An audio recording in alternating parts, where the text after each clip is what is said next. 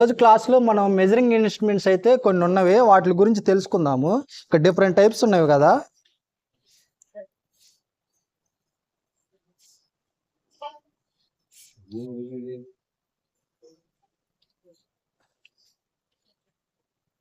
ఇవి వచ్చేసరికి మనం ఎలక్ట్రికల్ దాంట్లో మెజర్ చేయడానికి యూజ్ చేస్తూ ఉంటారు.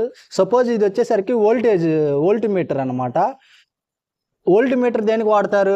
వోల్టేజ్ మెజర్ చేయడానికి కదా. ఇది అలాంటిది అనమాట. అమ్మీటర్. ఇది వచ్చేసరికి అమ్మీటర్ దేనికి వాడతారు? కరెంట్ మెజర్ చేయడానికి ఇది వాడుతూ ఉంటారు అనమాట, అమ్మీటర్.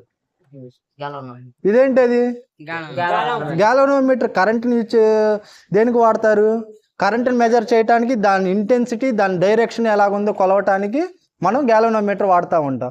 ఇక్కడ ఈ సర్క్యూట్స్ ఇవి ఉన్నాయి కదా, వీటికి వైర్ కనెక్షన్ ఇచ్చి మనం ఎక్స్పెరిమెంట్ చేసేటప్పుడు వాడుకోవాలన్నమాట. ఇది వచ్చేసరికి మల్టీమీటర్ అనమాట. మల్టీ అంటే అర్థం ఏంటి? మల్టీ అంటే ఇప్పుడు సపోజ్ ఇది ఈ వోల్టేజ్ మీటర్ ఉందనుకో, వోల్టేజ్ని ఒక్కటే మెజర్ చేయడానికి వాడతాం అనమాట. ఇది అమ్మీటర్ ఉందనుకో, ఓన్లీ కరెంట్ మెజర్ చేయడానికే వాడతాం అనమాట. మల్టీమీటర్ ఏం చేస్తుంది? మల్టీ అంటే ఒక దానికంటే ఎక్కువ క్వాంటిటీ మెజర్ చేసేదాన్ని మల్టీమీటర్ అంటారు. సపోజ్ ఏమేమి క్వాంటిటీస్ మెజర్ చేయొచ్చు దీని ద్వారా? వోల్టేజ్, కరెంటు, రెసిస్టెన్స్, ఇలాగన్నీ మెజర్ చేసుకోవచ్చు. ఓమ్స్, రెసిస్టెన్స్ అంటే ఇక్కడ ఓమ్ సింబల్ ఉంది కదా, ఆ సింబల్లో పెట్టుకొని మనం మెజర్ చేసుకోవచ్చు అన్నమాట. ఇది ఈ రెండు వైర్స్ ఉన్నాయి కదా, వీటిని ప్రోబ్స్ అంటారు అనమాట. ఏమంటారు? ప్రోబ్స్.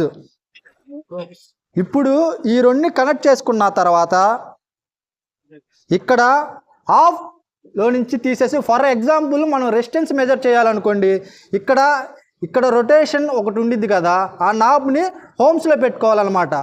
రెసిస్టెన్స్కి యూనిట్స్ ఏంటి? హోమ్స్ కదా, హోమ్స్లో పెట్టామన్నమాట. అదే వోల్టేజ్ మెజర్ చేయాలనుకో ఎక్కడ పెడతారు? వి దగ్గర పెట్టాలన్నమాట.